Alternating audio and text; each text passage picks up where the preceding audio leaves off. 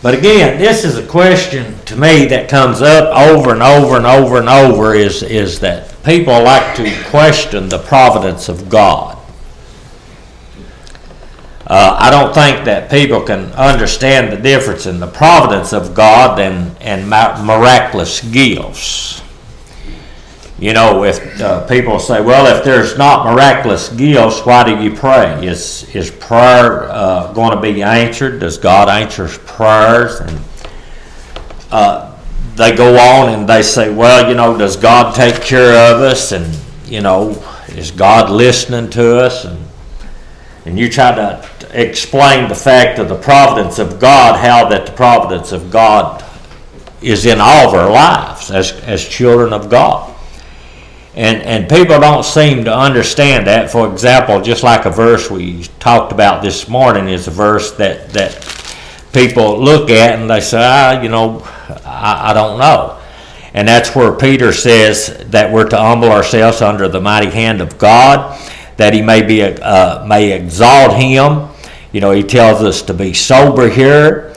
He tells us that like all the cares and troubles that we have in this lifetime, that we're to cast upon him because he cares about us. And then we start talking about the providence of God, and then people start asking, well, does God take care of us? Will he answer our prayers and things like that? And so this morning what I want to try to do is try to show you a picture from the Word of God of the providence of God. That you may know that God cares for us and that God is looking to take care of us. And so when we look at this and we think about God and what God's Word really is and how that God takes care of us, then we come back to the fact of what Romans chapter 8 and verse 28 points out to us. And when you look at that verse there, it will tell us about the providence of God and God's care for us. Think about this. He says, sure, and we know that all things work together for the good to those who love God, to those who are called according to his purpose. Now, God has a purpose for us, and we talked a little bit about our purpose this year in the last week or so. But think about this. It says, and we know that all things work to the good to those who love God. In other words, God takes things in your life that if you belong to God, and he will work it to your good, that they can be good come out of it. The idea of the word providence here is it's God's foresight, God's care, or God's control. Foresight, timely care, as Webster defines that word. But you think about this. It is God's foresight, forethought in creating the universe whereby he could be in control and carry out his purpose to its ultimate consummation.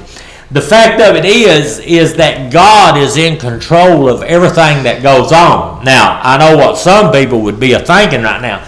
So what I do is because God is controlling me. No, it's not that.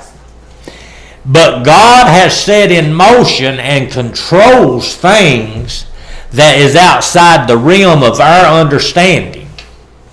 Now, maybe we just don't never see the providence of God in our life. Maybe you won't have a full understanding of it. Just like today, we wouldn't have a full understanding of it if it was not written down for us. But we can see it because it's written for us and we're told about it. When you think about the person of Joshua, and you think about Joshua and his life, and you think about him. Now, we ain't got time to read all these because probably I'm not going to make it through all the slides anyway. But I want you to think about this. In his life, Joshua was the youngest, or Joseph, rather. I'm saying Joshua, but it's Joseph. Joseph was the youngest son. He was very much loved by his father. His father made him a coat of many colors and give to him. And his older brothers was already jealous of him a little bit. Then Joseph started having these dreams. And he began to dream these dreams, how that, his brothers was going to have to fall down to him. His brothers hated him for that reason. They was very jealous of him. So Joseph was sent out by his father out to where they were tending the sheep to check on him. Well, when Joseph got there, they seen this as an opportunity to get rid of him, to get him out of their hair. Now, this is brothers, half brothers, but nevertheless brothers. So what do? They throw him in a pit. And then they turn around and they sell him. Now, if me and you had been there witnessing what was happening to Joseph here, could we have ever seen any good coming from this? Could me and you have ever seen the hand of God in this?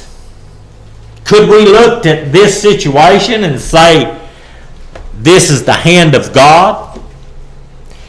Not only this, as he's sold into slavery, and he goes down and becomes a servant in the house of Potiphar, then Potiphar's wife tries to seduce him, and he's falsely accused. And from that, he ends up going into prison. Would you see the hand of God in this? I could understand maybe how we would be thinking. We'd say that God is eventually going to bring this boy to his knees. God is going to bring him to his knees. God is teaching him a lesson here for something that he's done. God is going to bring him to his knees before it's over with, because he just keeps getting worse and worse. This young man he just went all to pieces. Well, in prison, while there, the butler gets put into prison, and Joseph interprets dreams for him. And so Joseph's actually forgot about it for a while. But eventually he surfaces again. And from this he begins to interpret dreams for Pharaoh.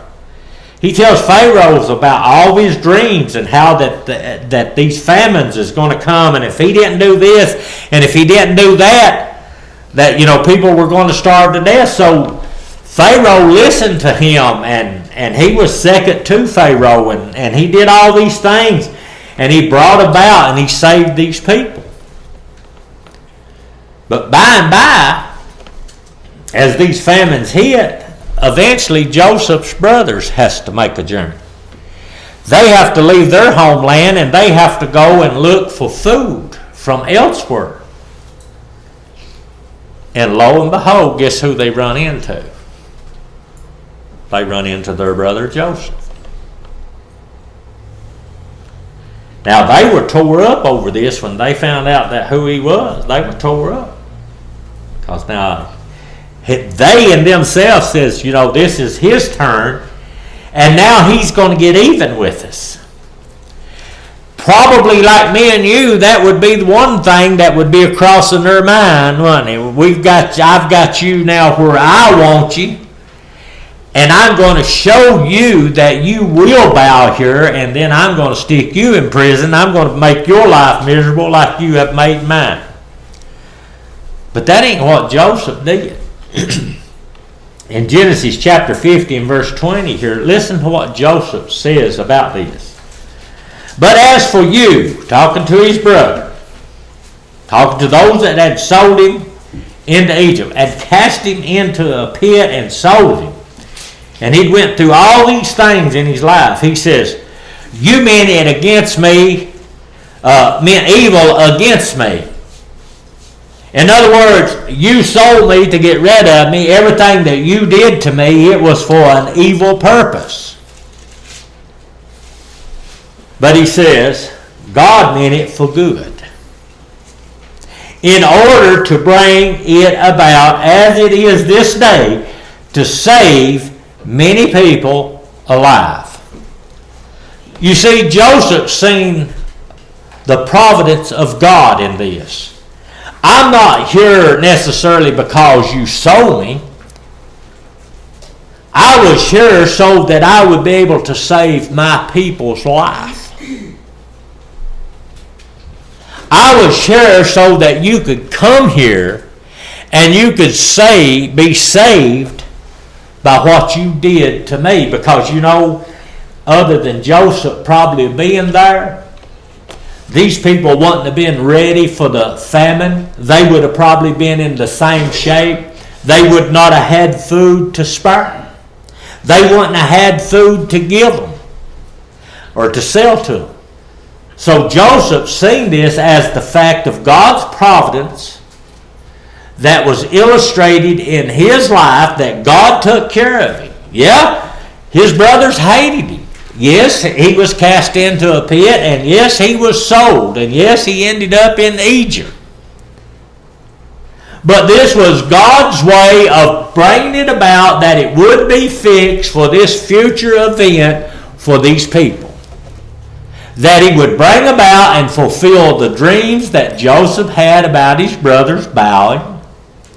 That he would fulfill the dreams that his people would be saved through Joseph. And yes, that's exactly what happened. Now, you know, if me and you'd been there looking at this and witnessing this with our eyes, would we have truly seen the providence of God there? And probably the answer to that is no. You probably wouldn't. Just like today, we can see something that happens that is really bad, and people can come out of it just untouched. And people see a car wreck and they'll say, you know, it's just a miracle that this person survived this. Was it a miracle, or was it just the providence of God taking care of that person? Now some people say, well, it's either way. No, providence is God's foresight. It's God that works behind the scenes that we know nothing of. It's not a miracle that this person comes out. A miracle can be something against nature. But God is there. His hand is there, and he's taking care of these people. Another good illustration of God's providence and God's foresight in taking care of his people is the fact of Moses. Now, I know everyone in this audience probably knows of the stories of Joshua and Moses, and if you do, that's great, because you'll know what I'm saying. If you don't know them, you need to read them. After Joseph had saved his people after so many years, there come a Pharaoh up that knew not Joseph and did not honor Joseph in any way. And he did not honor the people of God. And his consultants that was around him, was telling him, look, these Hebrew people are getting so many out here, you could lose the fact of your kingdom here. And so what did they do? They started destroying the young Hebrew male children, throwing them in the river and getting rid of them. And so when Moses was born, in order to keep him alive, they hid him in the river. They made a little basket, put him in the river. Well, we know that Pharaoh's daughter goes down to the river to bathe. She finds the child. His sister stands way off to the side over here to see what she would do. She takes him up, and he's such a cute baby that she decides to just take him for her own, and she raises him, and he's raised in the oppressor's home. Now, think about the providence of God here. If Pharaoh had known what was going to happen with that child, he'd have took it out and bashed its head in himself. But she takes it and she raises it. Eventually Moses comes to be rejected by his own people. He tries to protect them and they reject him. He ends up killing an Egyptian over his people, and then he has to flee from his very home that he knew into the wilderness, into the deserts. And there he lives for 40 years in the wilderness. Now, when we look at this, you could say to Moses' life, Well, he, as all the other kids, he should have been thrown away, done something with. But for some reason, this woman just had to keep this child. Look how things works out when God's hand's in this. Not only did this woman save Moses here, but Moses was given suck by his own mother. Raised partially in his own mother's house. Taught in the Egyptian way, but raised in his mother's house. That's how he knew God. And you think about that. Can you see the hand of God there that has moved in some way, that this woman says, I want this child for myself. I want to raise him as my own child. And did so. His people rejected him. Matter of fact, when you look at Acts chapter 7 and verse 35, talking about this same story here, these people, when Moses come to them, they said, who are you? Who are you? Did you come to us to be a judge among us? Well, here's what Luke pins down about that situation. He says in verse 35, this Moses whom they rejected, said, who made you ruler and judge? That was their question. Who made you ruler? And who made you a judge? And then he answers it. Is the one God sent to be a ruler and a deliverer by the hand of the angel who appeared to him in the bush, in the burning bush, in the desert. You remember Moses sees the bush afar off and he goes there to see what it is, because it never would consume, it would just never burn out, and he goes there to check it out. These people said, who made you this? It was God. When God appeared to him in the burning bush, he said, I'm going to send you down there and you're going to bring my people up out there. I'm the one that's going to make you the judge and the ruler among them. I'm the one that's doing this. This was God's hand in everything about Moses. The fact that his life was spared, the fact that he was raised among the very enemy, because that gave Moses an understanding of how to deal with the Pharaohs. It gave him an understanding of their religion and what they believed. He knew how to go and talk to them.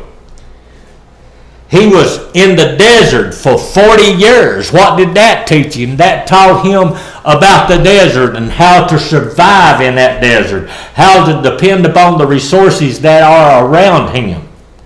This was God preparing him for that great journey in the wilderness for 40 years. This is what God, or not 40 years, that was Joshua and him, and well, Moses too as well. But this prepared him for that. It was God. It was God's providence that protected him. It was God's providence that brought him to where he was at in life. Now, does God do that if we refuse? No. God's hand it's limited to the fact that what we do ourselves. Now, I can turn away from God anytime I want to because I'm a free moral agent. But God's hands are at work. And he's at work in our lives if we allow him to be, and he'll take care of us. We think about the things, and sometimes, like Roger said this morning, we get so consumed with the things that's going on around about us. We just need to try to see the providence of God's hands there. Here's another story about a woman. Her name is Esther.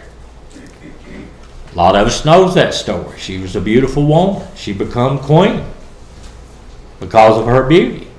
Haman became king's right-hand man.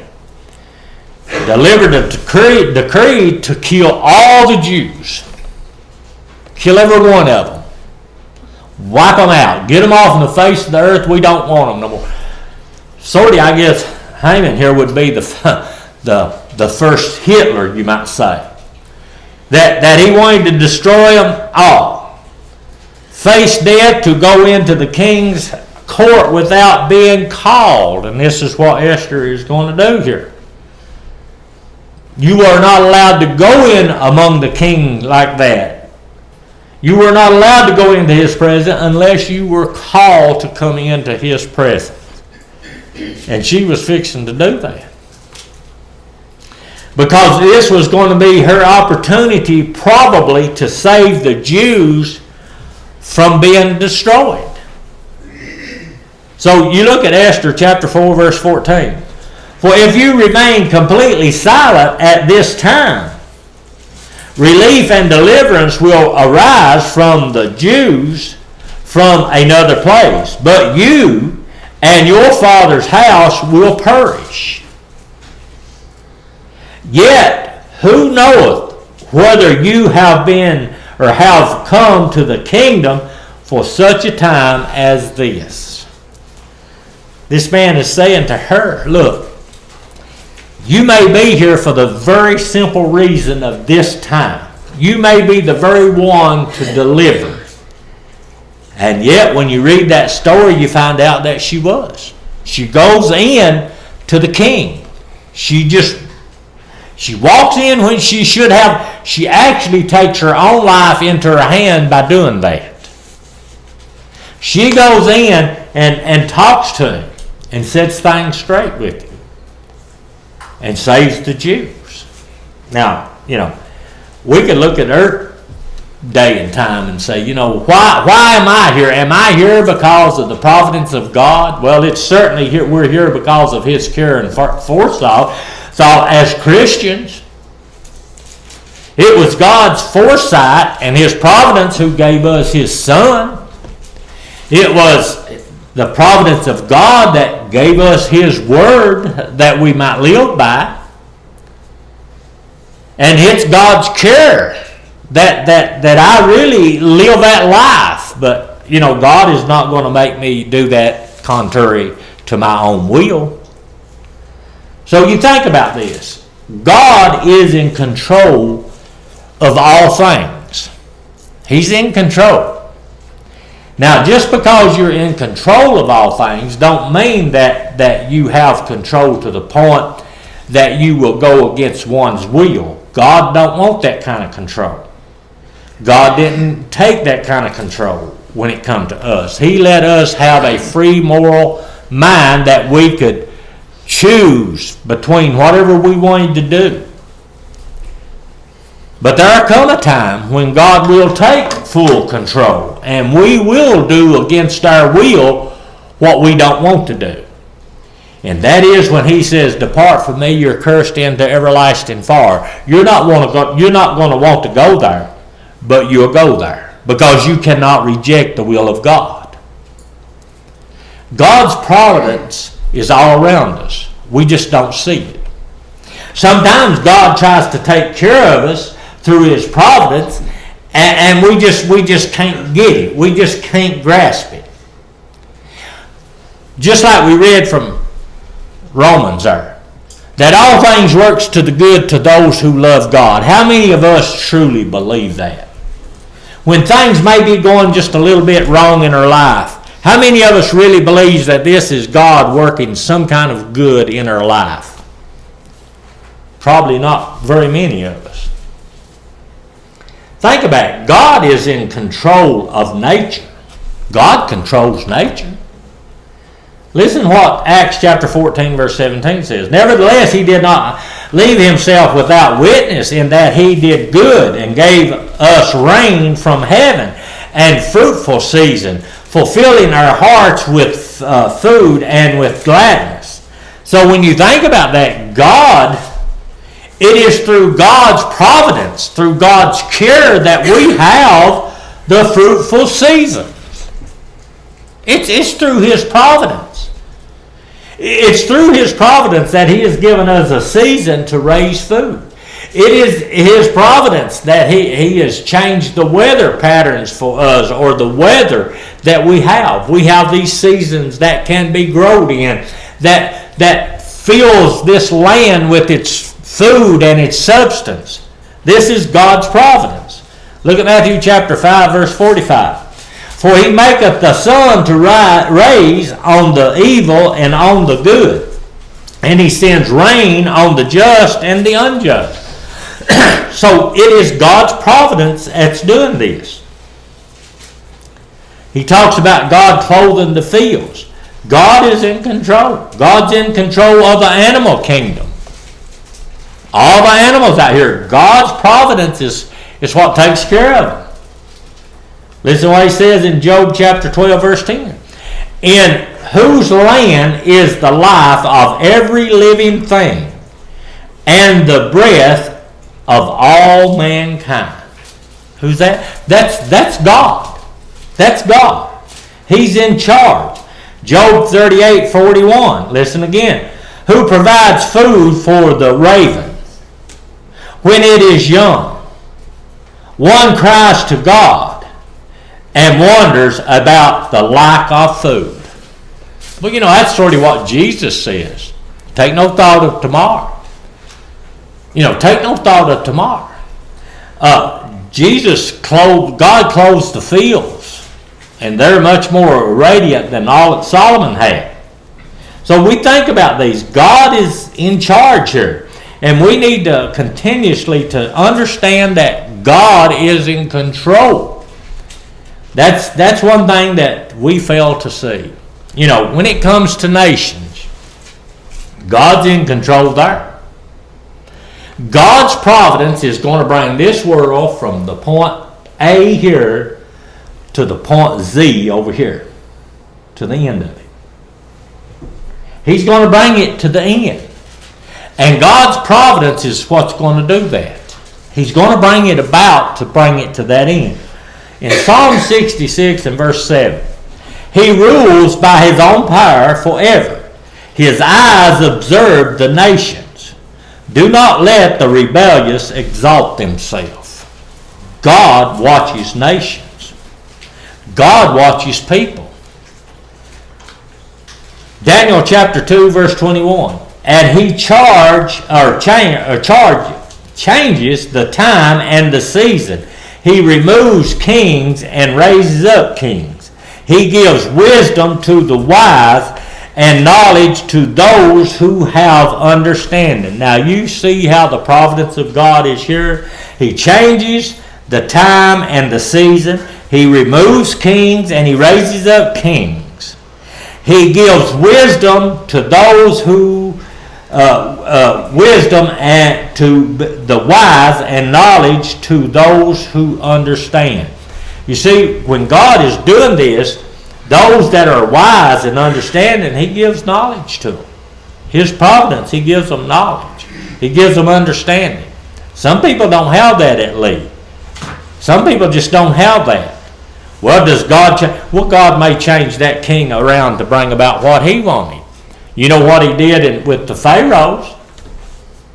He brought around a Pharaoh there that did not honor Joseph, that could make it so hard on his people that they would want to leave. At least at one time they wanted to leave. If Moses had went down there and everything had just been peachy and like it was before, and he said, come on, I want to take you to a far land, you think those people would have went? As bad as it was, they wanted to go back, so they wouldn't have left a good place. God is in control of all. Just think about Nebuchadnezzar in the Bible. How that he was. How that what God did to him. To show him who controlled. God says, look, I control these kingdoms. Nebuchadnezzar, he does not believe that. He did not believe in God. But yet God made him eat grass like a beast for a season.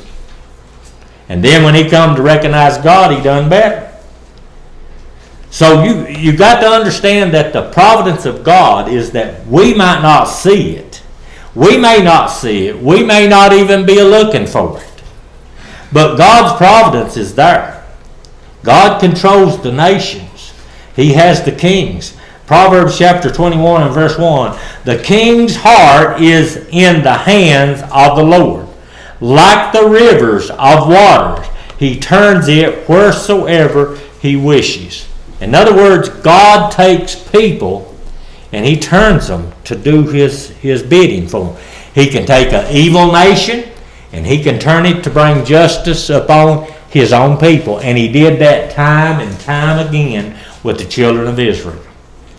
God controls it. God is the one that's in control. Timothy says this, that is why we should pray for leaders and pray for them to be affected. 1 Peter chapter 2 verses 1 through says that we're to pray for them. Pray for the kings and the leaders and the rulers, that we might be able to lead a quiet and peaceful life. And so that's what we look to do. Think about this as we come to the close of this, and I've got to skip some of it in order to get through. God controls, or His providence is in the individual's life. It's in the individual's life. In 1 Samuel chapter 2 verse 6 and 7, the Lord kills and makes alive. He brings down to the grave and brings up. The Lord makes the poor. He makes the rich. He brings low the lie and lifts up.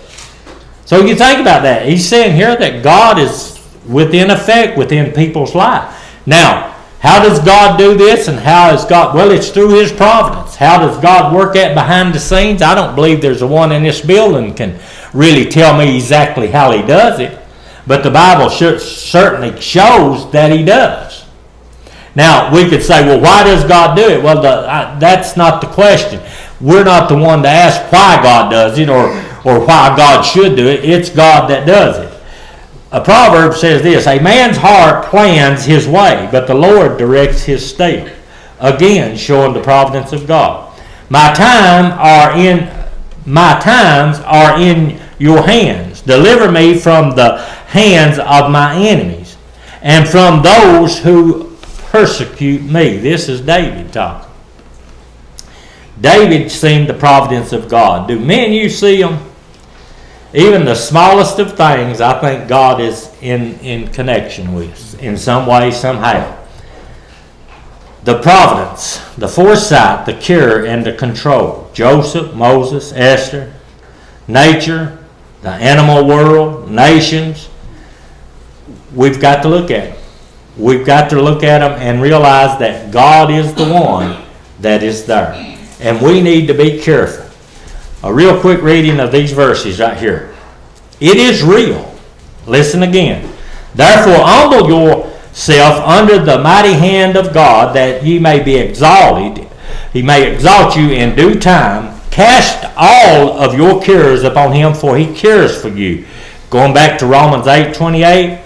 For we know that all things work to the good to them that love God, to those who are called according to His purpose. My friends, God is real.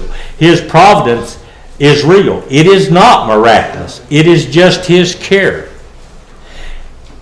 Last verse, Acts chapter 2, verse 22, and I'm going to make this point with this verse. Men of Israel, hear these words. Jesus of Nazareth, a man attested to or approved by God to you by miracles, wonders, and signs, and God did through Him in your midst, as you yourself knows. You know, God proved Jesus by miracles and signs. God proves His goodness, His care for us by what we can read in the Bible to show that how He took care of people. Listen again. Jesus talking to His disciples in Matthew chapter 28. He said, Lo, I am with you always, even unto the ends of the world. There is a promise of Jesus being with us. The providence of God is real. It is real. We can see it from reading these stories. But other than these stories, we may be blind from the fact that God's there and God is working. Now, how are we going to allow Him to work in our lives with His providence to take care of us? That's our choice. That's our doings. God says, come unto me, all you that labor and heavy laden, and I'll give you rest. Take my yoke upon me and learn of me, for I am meek and lowly in heart, and ye shall find rest unto your soul. I might have missed that a little bit, but that's the point of it. Is Jesus saying, come to me, I'll take care of you. Cast your cares upon me, for I care for you. Let me know. Let me help you. Let my providence take care of you. And that's what we need to do as children of God, is to wait upon the Lord and let Him work in our lives those things that are necessary for us. Think about this. The providence of God It's there and it's real. We just need to understand that. When we start questioning the providence of God, we start questioning the fact of God. Because if God's providence is not there, then God himself is not there. And then maybe what we believe in is just a myth. But it's there. And it will take care of you if you let it. If you're here and you're not a Christian, let the providence of God's cure and his foresight for you in the gospel take care of you today. Obey that. If we're here and things are amiss in our life that we need to make right with God, then we need to do that. And we will help you in any way we can as together we stand and sing.